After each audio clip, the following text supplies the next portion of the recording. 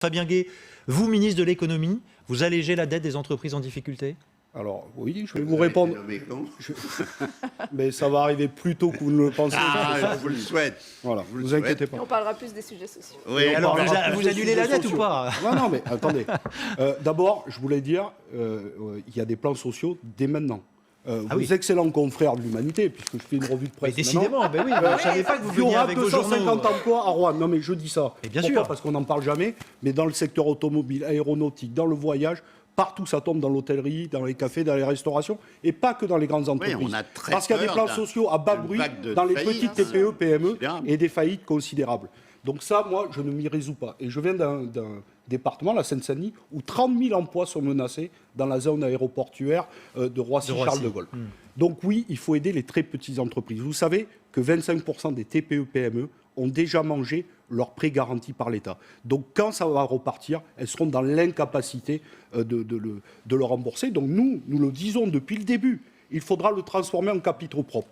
Par contre, et je finis par ça, il y a des très grandes entreprises qui ont touché beaucoup d'aides publiques, qui ont licencié et qui en plus versent des dividendes. 51 milliards d'euros de versés de dividendes aux actionnaires des seuls groupes du CAC 40, tous les groupes ont aidé. Et ça, par contre, on a un vrai débat avec Bruno Le Maire, c'est de dire, si on prête de l'argent aux très grands groupes, qui sont aussi des donneurs d'ordre des petites entreprises, alors il faut les conditionner en termes d'emploi et critères écologiques. Et vous savez, puisque vous me suivez sur Twitter, vous me l'avez dit tout à l'heure, on a eu une audition du directeur général du Trésor, hors antenne.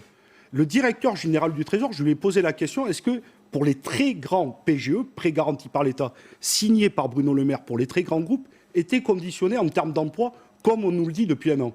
Il a dit non.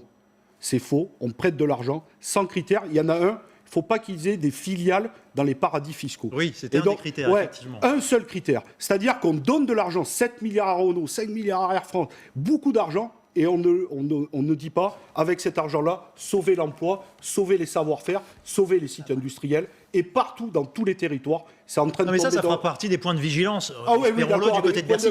Mais c'est déjà le cas. On parlait hors antenne des fonderies. Aujourd'hui, partout sur le territoire, toutes les fonderies, notamment liées à Renault, qui a touché un grand prêt garanti par l'État, les fonderies du Poitou, les fonderies du Morbihan, qui sont en grève et qui sont en train de tomber. Vous trouvez ça normal? Moi non, parce que ce sont les gens qui payent avec l'argent public, ce sont des citoyens avec leur impôt qui aujourd'hui payent les plans de licenciement des très grands groupes.